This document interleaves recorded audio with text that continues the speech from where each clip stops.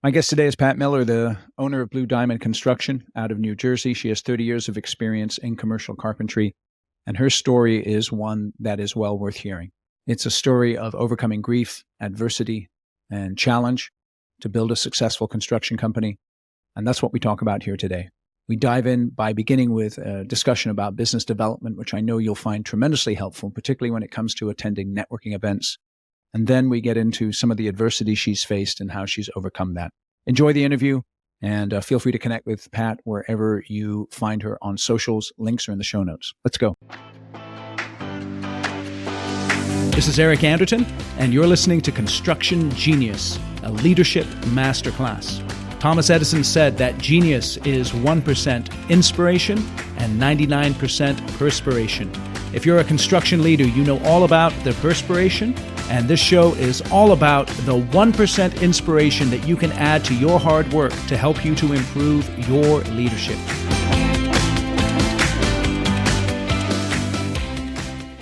Pat, welcome to Construction Genius. Thank you for having me, Eric. My pleasure. Please introduce yourself to the audience. Tell them a little bit about you and your business and what you do.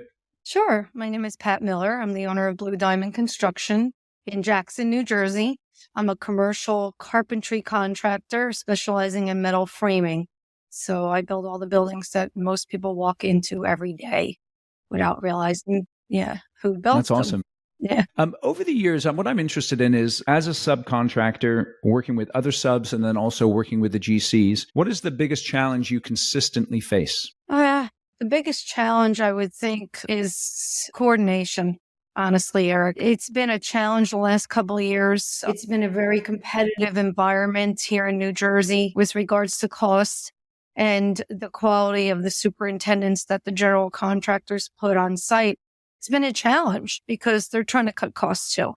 So the biggest thing is coordination of the trades. Basically, they ignore it the entire job and they try to throw everybody in at the end. And we all know when everybody trips over each other, nothing gets done.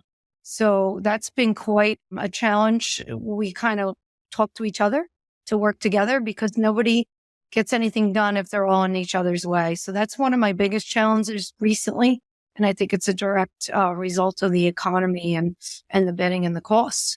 How do you know when you have a subpar superintendent on the GC side? What are the first signs of that? Well, he's usually sleeping in the truck. They don't usually, they're not on site. End of story.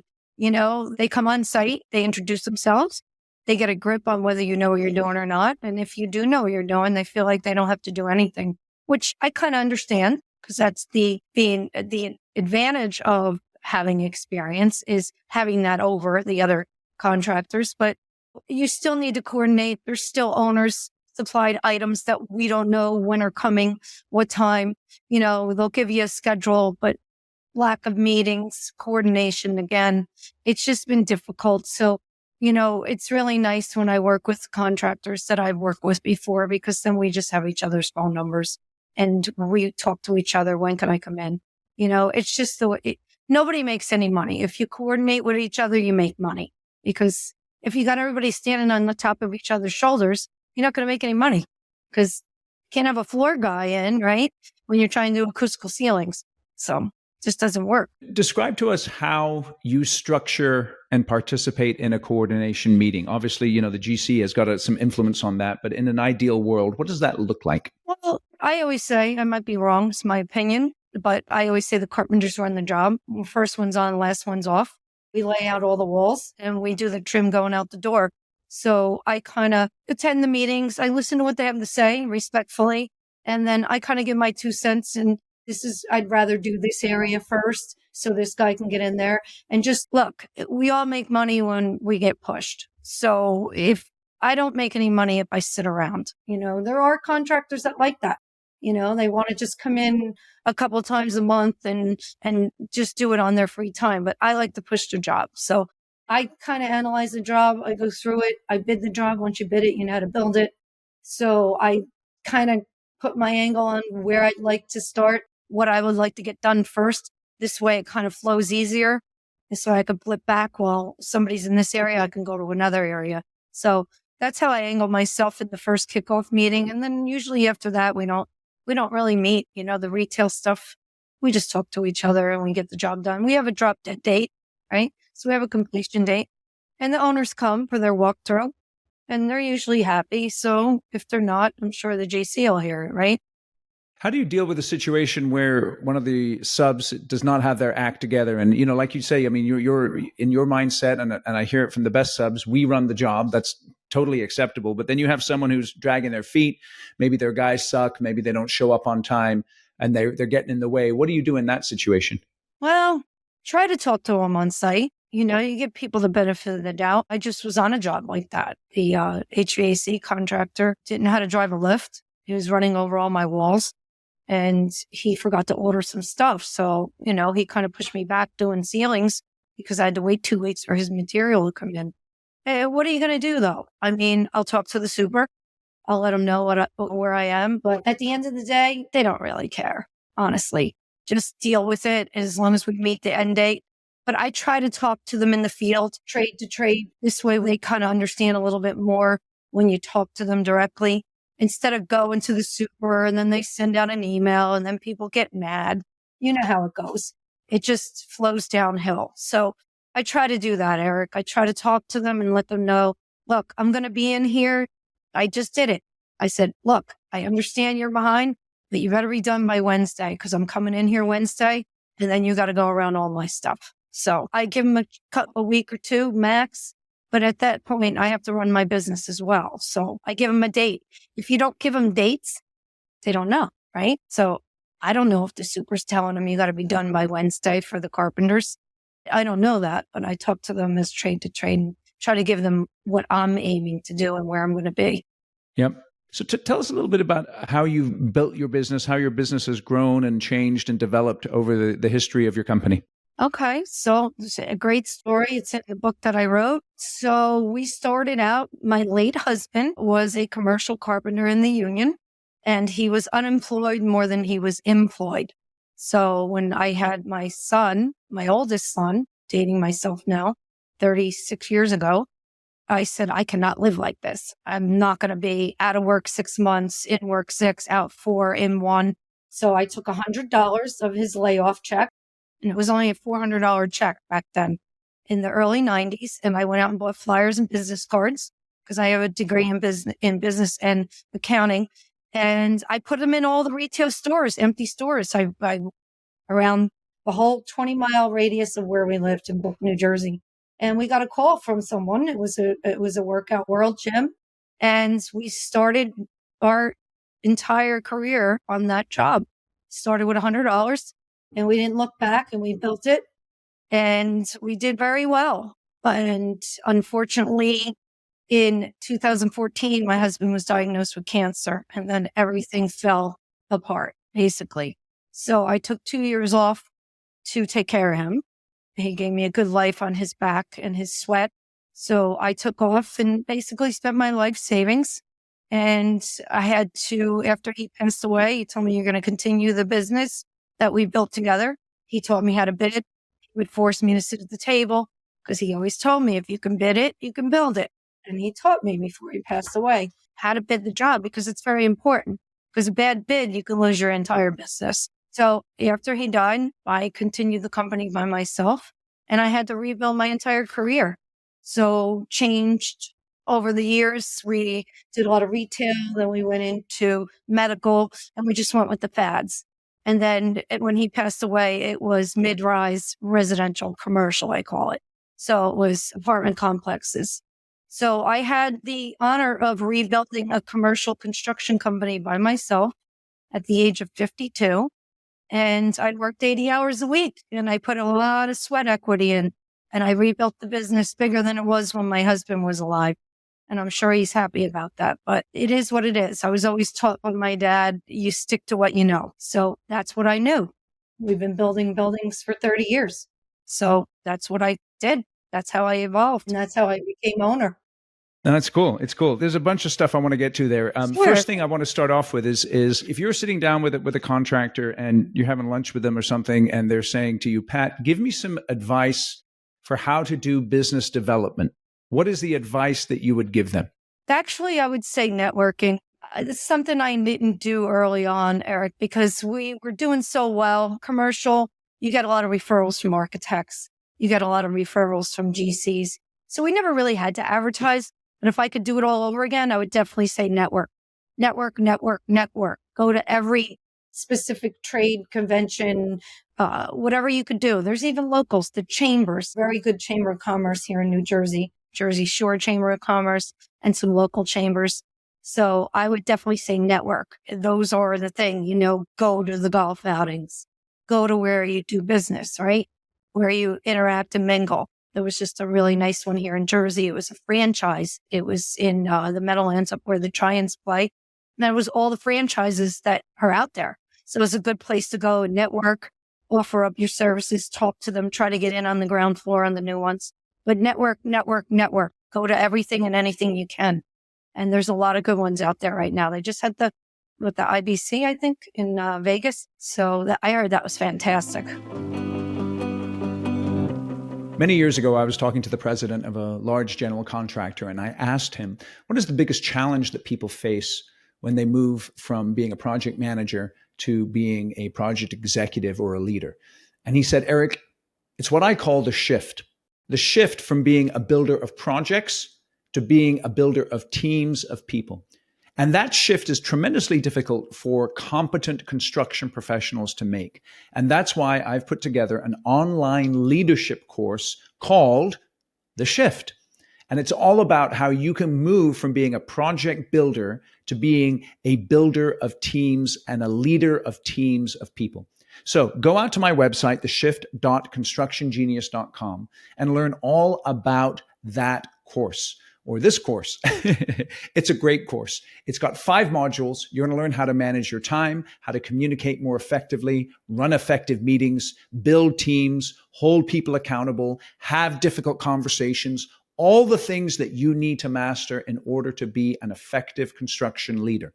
So go out to my website, theshift.constructiongenius.com, read all about the course, sign up and take it. And here's the best thing. If you take the course and you don't get tremendous value from it, send me an email, eric@constructiongenius.com, and I will refund 100% of the money that you invest with me, because I want to make sure that you get the value that you're looking for from the course. All right, back to the interview. So let me ask you this. One of the mistakes I think that some people make with networking, or the frustrations with it, is that they start networking with their competitors as opposed to networking with their clients. Do you know what I mean? So, Yeah. So like for me in my business, I have no interest in speaking, in networking with other business coaches. Typically speaking, I want to network with my clients, which are commercial construction companies. And so I consciously decide not to go to certain events and then to really focus in on other events. What advice would you give to people in terms of how to pick out where to spend your networking time? Because our time is really precious. Yes, I agree. And you're absolutely right. I mean, I don't go to the subcontractor ones because I'm considered a sub. You're just throwing yourself in a pool with the sharks at, right? So it's not really going to make you stand out. So, all I could say is kind of hone in on what you enjoy doing, because if you enjoy building a specific type of building, that's where you're going to, it's not going to feel like work, right? So if you enjoy doing self-storage units, go to self-storage. It's actually going to be next week, I believe, in Orlando. There's self-storage. If you enjoy doing medical, they just had an AMA up in New York City. So you kind of go to all of the ones that you enjoy building, and there's so many different types of buildings. So let me ask you about that, Pat. So let's say you were going to go down to Orlando, right? And you're going to go to the networking event. What is your strategy for how you're going to attend that event? Are you thinking about going to the mixers? Are you thinking about going to workshops? How are you going to get the most out of that and generate the most potential business? Well, the best, I should say, from my experience, is the after-hour parties. That's when people are a little bit more relaxed. They're a little bit more on their personal time. They're not as time-constrained schedules. I got to give this, I got to sit on, talk, do this, talk, that, talk. I do walk the floors. I think I don't really go to the workshops per se. It's just time is so valuable. Like you said, I can't stay for 4 days. I have a company to run. So, but I believe that the after hour networking parties are the best. There's a lot of business done there where you can actually talk to somebody and on a personal level, and they get to know you and what you know, instead of you're sitting in an audience, right? You're going to a workshop. Good information there, don't get me wrong. But for business development, I actually think it's the dinners, the after hour, the cocktails, and of course, walking the event, giving out your cards, talking to people. And I also always angle myself when I go to those, Eric.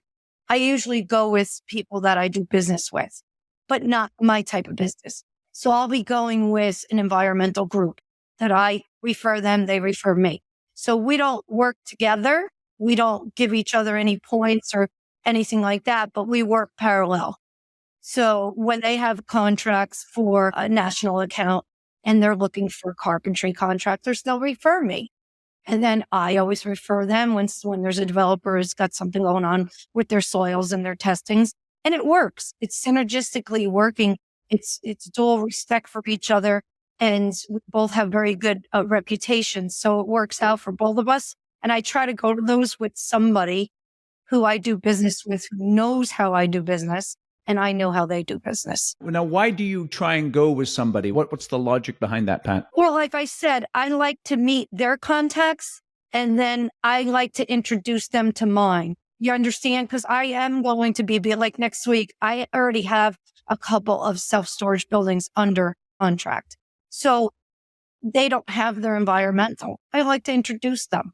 Because, it's hard to get all these guys in one room. It's just, everybody's got different schedules. Can you meet me for lunch? I'd like you to introduce you to somebody. It's hard, but when you're in one place and they say, I'll meet you there, I'll talk to you there, it's a little bit easier. So for introduction purposes. So I don't actually align myself to walk with them. I just want to introduce my people to them, and they want to introduce their people to me. Beautiful. I love that. Yeah. It's a great strategy. Let me ask you about this. So let's say you're approaching a conversation, and I'm asking you this in detail, Pat, because a lot of people are super uncomfortable about going to networking events and they find them really challenging. How do you begin a conversation with someone? Let's say you've got someone in front of you, you know that they're your target audience, there's someone that you want to talk to. How do you break the ice? What are you looking to achieve in that conversation? Well, that's a good question, because what I do is I get the list up front. I know my audience. I want to know who's there. I target who I want to talk to. And then I do my research on who they're working with now. So when I introduce myself, like I said earlier before we came on, after 31 years, you kind of know a lot of people. Yeah. So I introduce myself and I tell them who I am. And then I'll say, I understand that you're working with, and I'd like to have the opportunity to do some of your work. I've already worked with this one of your competitors, or whatever the conversation may lead to. But I do my homework, Eric. So I find out who's there. I don't have any interest in talking to somebody who does, say, the automatic arms, right? It's not carpentry, although they're needed in the storage industry. That's really for the owner to purchase or a GC to purchase. I'm really looking for more of the construction managers, the general contractors, or the owner's reps. And then I'll do some homework and see if there's anybody who self-performs. Those are your owner developers. And I'll see who they're working with. And I kind of do familiarity, right? I know John. I worked with John for 30 years. He knows who I was. I built a church with him. So I'll kind of ease into familiarity, right? If they feel familiar with what you're talking to them about, they're more apt to open up to you and give you an opportunity. Yeah. Right. So what is in the conversation then? Because this is excellent, right? You get the list up front, you target people you want to talk to, you research, you name drop as you're in that conversation. It's beautiful. I love it. What is your main goal in that conversation? What is the goal? What is the outcome that you're looking for? The outcome I'm looking for is to get their work, right? Either through me or through general contractors that I do joint ventures with. But is it realistic?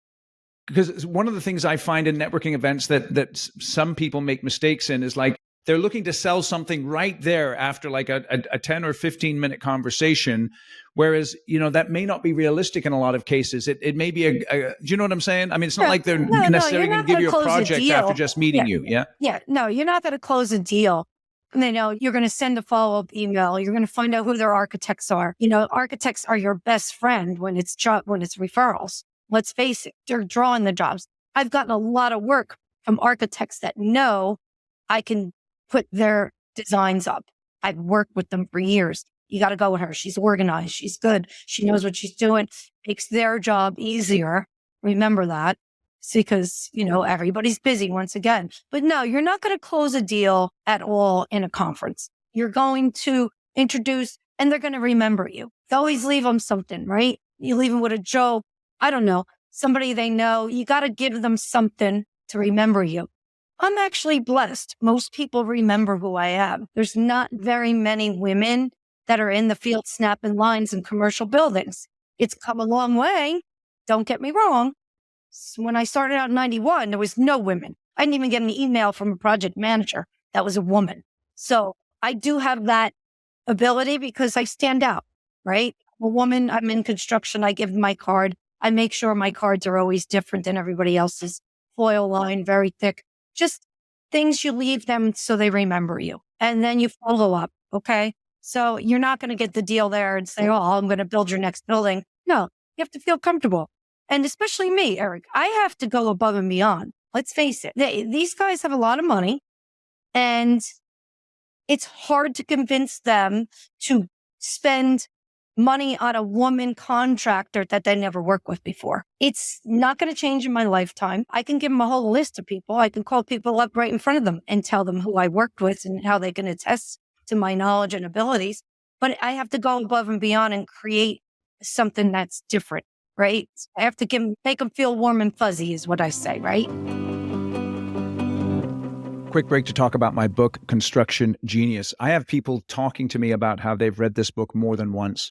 One of my clients, what he's done is he's taken a whole bunch of notes, and he took so many notes that he actually asked me for a new copy so that he had sort of a clean copy in his hands. What I want you to do is go out to Amazon and buy the book right now. Click on the link in the show notes. Go to Amazon. You can find the book and you can purchase it. It's only $19.99 for the paperback, and the value in there can have $1 million plus impact on your business. So go to Amazon, buy the book. It's Construction Genius, effective, hands-on, practical, simple, no BS, leadership, strategy, sales, and marketing advice for construction companies. It's all killer, no filler. I know you're going to love it. Now let's get back to the interview with Pat.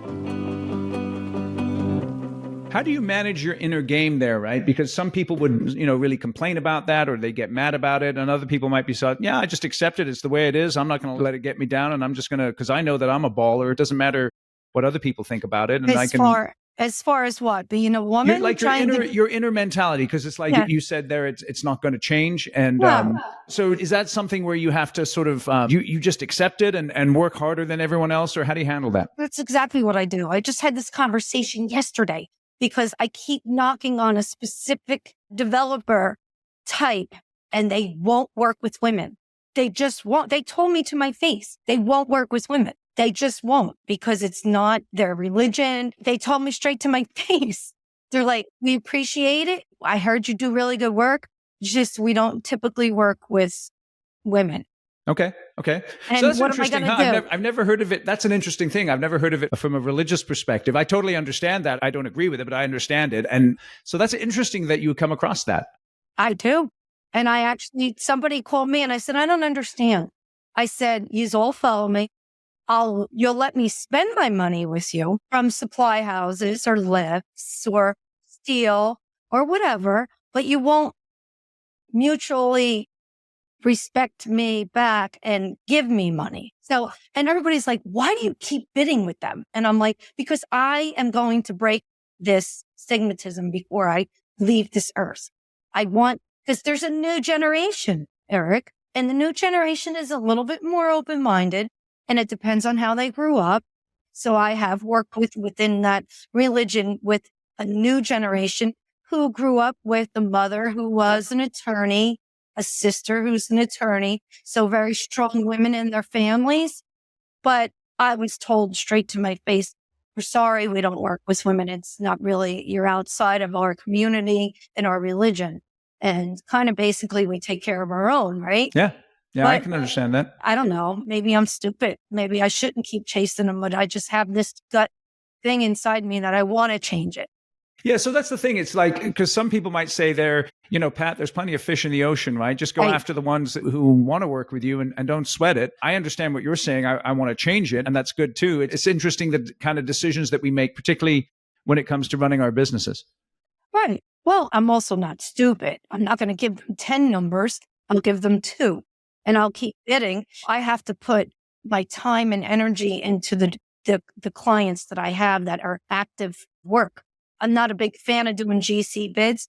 I just, when you first start and you're in your 20s, you bid everything, right? You bid. Yeah, I don't do that anymore. I'm very, very picky who I work for. The clients that I have are very happy because they never have to worry when I'm on their job. Things happen. Nobody's perfect, but I always take care of them. I'm reactive. I answer the call when they have a problem. I make sure that I change my schedule, help them out the next day. Time is money for them. They need to get open. They need to start collecting rents, right? But I don't know. Maybe I should stop. I don't want to, because I truly believe that if I can get one of them to utilize my services, then I think you'll see a lot, like Pied Piper, right? They're all going to follow. Just real quick, I'm curious, what religion are these people? They're Orthodox.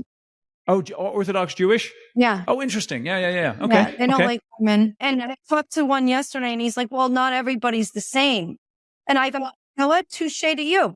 And I agree with you. But honestly, I would not be lying to you. I was told straight to my face. It's not something I made up that sorry, we don't work with women. Maybe it's an old mindset developer. I don't know. But he's like, oh, that's ridiculous. We don't think that way at all. I said, well, that's very refreshing because I'm happy to hear that it's changing. But out of the last 100 projects I bid, I haven't gotten one. Right.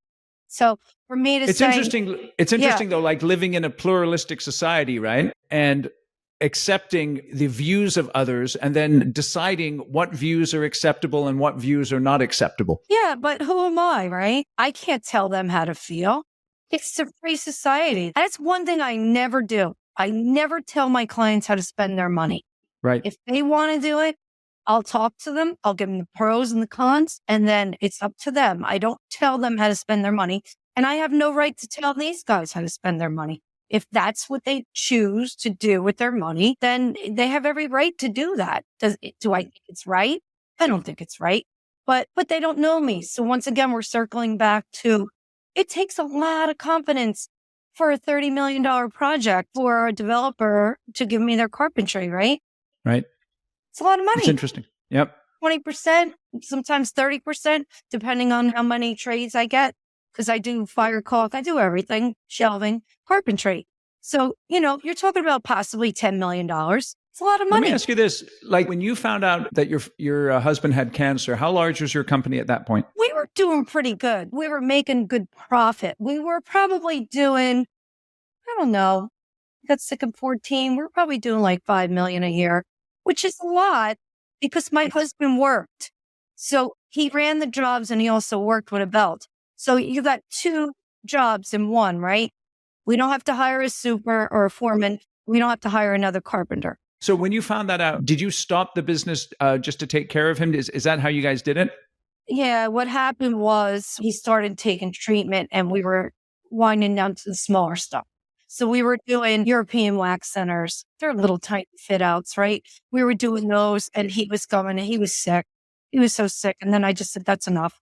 So I called everybody that we were working with and we finished what we had. And I just had anything I bid, they called for us to do. I said, I just can't take it right now where he's really sick. And they were very respectful. Why did you decide to continue the business after your husband passed away as opposed to just doing something else? Because I've been doing it so long. And look, I'll make you laugh now. You want me to make you laugh? Commercial construction, I compare it to being a stripper. Once you get used to the money, you keep saying you're going to get out. When you get that $100,000 check, right? All right, one more, maybe one more job. That's right. That's beautiful. That is beautiful. And a stripper's bad. Oh, it's good money. So how am I going to get out of debt? I spent over $1 million in medical. I was $250,000 in debt. because I had no income and my husband had bladder cancer and there was no treatments for bladder cancer in 30 years. So it was a constant battle with the insurance companies because they wouldn't approve the drugs because they're only approved for breast or kidney. And it was always a struggle. And then he was in a clinical trial, and clinical trial only pays for the drug. And you have to follow their treatment plan. And that includes MRIs, doctor's visits, scans, and you have to pay cash for that. So I spent a lot of money trying to save his life. And what am I going to do? I'm going back to being a bookkeeper making $25 an hour, or I use what we did and what we put together. And it's in the book I wrote, Kicking Karma's Ass. Yeah, I got on the phone and I called everybody and they knew what was going on because my husband was very well liked. He was a master carpenter, one of the few that were left, honestly. He could build anything. Let me ask you this then. So he taught you how to bid, which is awesome. Yep. What about, like, obviously you need people to build the work. Do you build it as well? Or how did you handle all of that part of it? So I hired a foreman and he was actually a relative. And that's a whole nother story in itself. Working with family is never a good idea, but that's my opinion. Okay, so hold on a second then, because people have different views on this. Why do you say working with family is never a good idea? In my situation, they're not happy with just getting a paycheck. They feel like they're doing something for you and they want more. So in my situation, they wanted to own part of my business. And I said, I'm sorry, I might be a widow, but I'm not stupid. I'm born at night, but not last night. I built this with my husband and I'm going to leave it to my two sons. And don't get me wrong, Eric, I paid him very well, very well. $50 an hour, truck, benefits. I gave him cash bonuses and I gave him SEP IRA donations. So it wasn't like I was cheating him. I was paying him very well, but it's never enough. When you have that close of a relationship and they see your business, they want more. I gave you this. I did this. You're only successful because of me. I. And it just never works. After a while, it's like, I'm exhausted. So what did you do in that situation? Well, eventually we parted ways. I had to. I hired somebody outside and they're my foreman, but I had my finger on the pulse of the business. I went to the job. I laid out all my jobs. I lay out all my jobs. Oh, you do that then? Yes, I lay out. So and so your husband taught you how to do that before he died? Yeah. That's pretty awesome. That's really awesome. Yeah. So I'll take the drawings and I'll go to the site and I'll take my lead foreman and we'll roll out the drawings and I snap the lines. I sign the drawings and I get the super to sign off on them and we're off to the races. And then I come 2 to 3 times a week and I tell them what I need done by what date. And it's a lot easier now because I'm still in the office. I still have meetings with clients. I'm still working with other people and I'm still bidding. So you can't stop bidding just because you have a job. How long do you think you're going to be in the business? I was hoping I'd be out, but I don't know what happened with this last administration. I wanted to be out before 62. I think 5 more years. They have a 5-year plan. Now, you mentioned your sons. Are you bringing your sons into the business? Are they already in the business? No. Well, my oldest son, Keith, he's a longshoreman, so he's got a very good job. But he worked at least 8 years with his father, so he knows the industry. He knows the trades. He knows how to hang ceilings. He knows how to hang a door. My youngest son didn't work as much. He was a hockey player, so he was in Canada most of the time. He does know the industry. He works for PSE&G locally. He's a foreman for the gas company. So he does all the big, large hookups in the street. But when I'm ready, it's not good to work with them. Hard to take, they're men. Okay. They're men. They're alpha males. I raised them that way. I raised men to be independent. And it's kind of hard working with your mom. And I'm the boss. Work is work. Family's family. Right. So it's kind of hard to draw the line. But eventually, when I'm ready, the last 2 years, I'll probably bring them in. Do they want to come in? Kevin does, my younger one. I think it's because he didn't work as much as Keith did. He knows that he likes people. They both are good talkers. They got that from their mom. So they're very good with people. I think Kevin would. I think Keith would too. I mean, he didn't want to take the job on the dock. He's a longshoreman and my husband fired him. It's a funny story. He's like, no, I really like doing what you do, Daddy. He goes, no, you don't. He goes, because when you're making money, it's good. But then you have to learn to hold on to it for 5 months when the economy's bad or it's slow, right? He goes, you can go and get pension, right? You can get an annuity, you get benefits, and you don't have to worry at night. It doesn't keep you up at night. So hopefully he'll be able to retire young and he'll have a part-time job. So if you had to do it all over again, knowing what you know now, what would you do differently? Play the lottery more.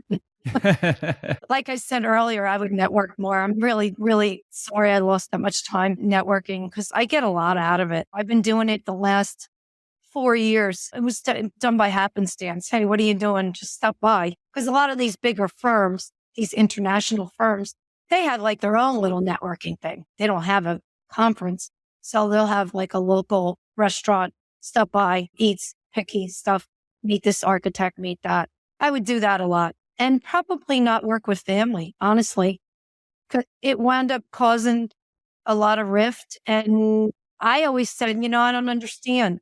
You work and at the end of the week, you get a prize. It's called a paycheck. Why do you want to own my company? Why do you want to own my house? Everybody else works. You wouldn't talk to somebody else that you work for like that. And, it's sad because the relationship's gone because, I don't think it's worth it. As you age, you find out that other things are more important than money, right? So we're only on this earth for a very short period of time. And I learned that the hard way when I went through that with my husband. And previously, my brother, my mother, and my father died. So I had my brother, my mother, my father, and my husband died in 3 years. So I was like a fly spinning. I couldn't figure out why everything was happening. And I had so much going on and then I had no money coming in. How did you handle the grief aspects of it and I don't know, like the why me and why them and all that kind of stuff? How did you handle that? I tell the story about what happened, Eric. It's really a good story. I'm not trying to entice anybody to read the book, but it's a good read. I was bidding a job I took for about 15% less. My husband was in a hospital bed and I bid it. I brought it in. We were on the hospital bed doing the bid. He's like, you got to get back to work because he was terminal at this point. And he cared. He was a good man. He cared about his family and my future. So I took the job. It's probably about a $1.2 million job. I took it for $9 million. I knew it was cheap, but I had no money. So the story in the book was the super had a fetish and he got caught doing something very inappropriate in his truck early in the morning on a laptop, right? So nobody wanted to say anything, but it was the talk of the job. So I talked to the GC, who I happen to be a friend of mine. I said, look, you're lucky I'm good. Okay. Because any other woman on job would have called the police. Number one, because that is against the law, what he's doing in public. I said, but you need to do something about it. So whatever. Long story short, he found out that I talked to his boss about it. So he had a score to settle with me. So when my husband was put on hospice, he called me when in the hospital and my guys were there. My foreman was there. We were putting up walls. We were building demising walls. And he's like, you have to be on site. And I said, my guys are there. Is there a problem? No, there's not a problem. But this is corporate America. They have to move their subsidiary out by January 1st. And if you're not on site by next Thursday, we're pulling your contract. The client wants to see the owner. The owner's face, the owner on site. And I was like, okay. So my husband, I swear he was sedated. I swear he heard that story to this day. I swear he did. He died the next day on Friday. So I waked him on Wednesday. I buried him on Thursday and I had until Friday to show up or he was going to pull my contract. So now I have no money. I'm in debt. My husband's dead. What do I do? So I got up, cried my eyes out, and I went to work the day after his funeral. Well, I talked about how miserable and evil of a man he was, but in a weird way, he helped me deal with my grief because I had been through so much over 3 years. I could have laid in bed and cried for a year, but he forced me to get out of bed, forced me to face life and face reality. And that's one of my favorite sayings is you never know how strong you are until being strong is your only option, because I had no other option. My husband wasn't in bed anymore. There was no man that was supporting me. And I had 2 sons that thought I was probably on the verge of a nervous breakdown. And I had to be strong for them, for me, right? So that's how I dealt with the grief. And trust me, when we cry alone. When we laugh with others. It wasn't like I was a cold person. I had to do what I had to do to survive. So I had to get up and I had to face adversity. I had to get out there.